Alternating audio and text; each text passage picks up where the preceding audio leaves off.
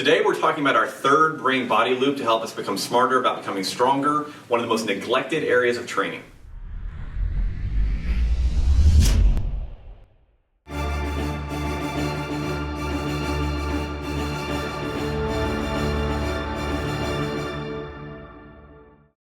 Quick review, we've been talking about becoming smarter, about becoming stronger. And why do we do this? Because I've worked with thousands of people. We have thousands of people that are certified trainers that spread out to working with hundreds of thousands of people around the globe. And the key piece that we run into, probably in 80 to 90% of our clients, is they have some level of strength deficit. Now that strength deficit plays into what we call the threat bucket, which we talked about in our first video. If you're too weak, you can have a bad output. All right? If I'm weak, I may have pain. If I'm weak, I may not perform well in the gym or in sports or at home. If I'm weak in the wrong areas, I may be more likely to be injured. So we said, hey, let's actually look at what people do in the real world, look at their training modalities, and see how that matches up with what we know about how the brain and body communicate. From there, we've talked about 2 brain-body loops already that are involved in helping us become stronger and more coordinated. So the first video, we talked about what's called neural drive. The second video, we then talked about movement coordination and how movement coordination is a different loop, and it's very important also in becoming stronger. Now, in our third video, probably one of the most difficult areas of the brain to understand, but hypercritical, is understanding how our brain and body talk to one another in order to prepare us for movement. And this is going to play a key piece in thinking ahead to what kind of changes can I make in my training in order to become more injury resistant and perform better. So I'm going to make this as simple as possible. Again, this is actually an area of brain science that's still developing, so we don't have all the answers yet even, but we have enough information to make us consider it.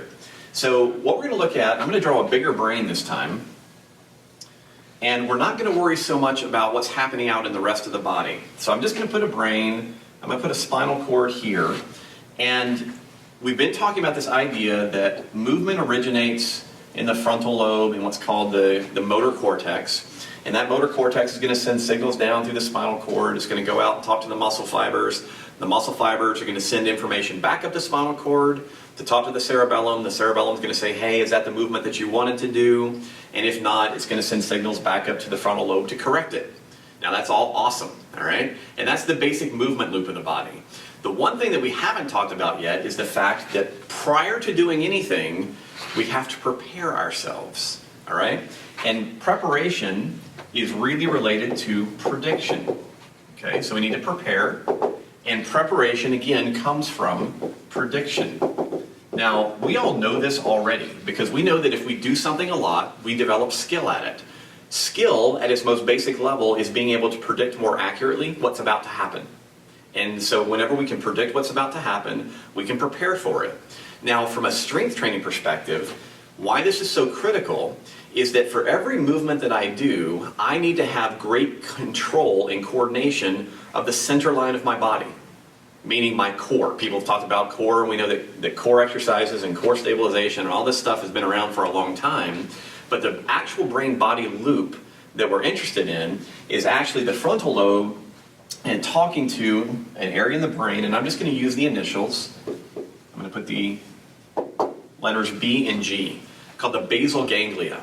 Now the basal ganglia is this kind of complicated area, and some people call it the basal nuclei, but I'm old. That's how I was taught this years ago. And what happens is the basal ganglia and the frontal lobe are talking back and forth, all right? So they're having a conversation, and the basal ganglia is responsible for helping set the tone of the body to prepare us for what's about to occur.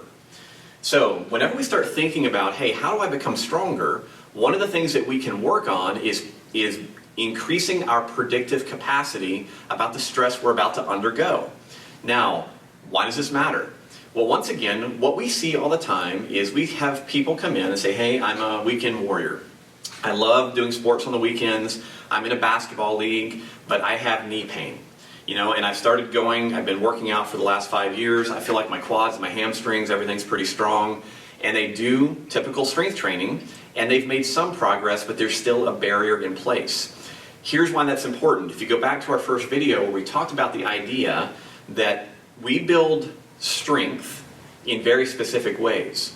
So if I go to the gym and my primary exercises involve lunging and squatting and bench pressing, etc., those are great exercises. So don't hear me saying those are bad. But what I want you to recognize is that those are potentially not improving your strength prediction for what happens on a basketball court. So if you think about the leg positions, the body positions, the postural challenges that are going to occur when you're playing a sport versus when you're in the gym, well, they're completely different in a lot of ways, which explains why we can have very strong athletes that still wind up getting hurt or being unable to rehabilitate completely.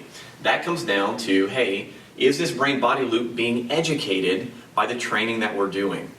So our 3 basic loops, we have our neural drive, we have movement coordination, and finally we have movement prediction and preparation.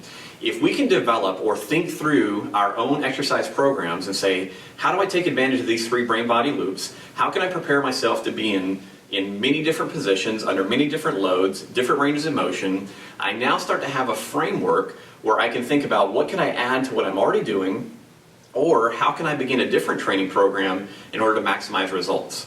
So there you have it. Those are your 3 basic brain-body loops to help us understand how to become smarter, about becoming stronger. In our next video, we're going to talk about some practical examples and ideas about things that you can consider to help optimize your results.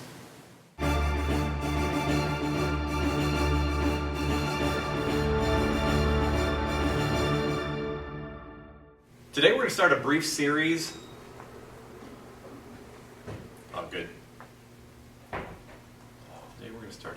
Really good, Zane. Go to the bathroom whenever you want. I'm sorry, guys. I'm sorry.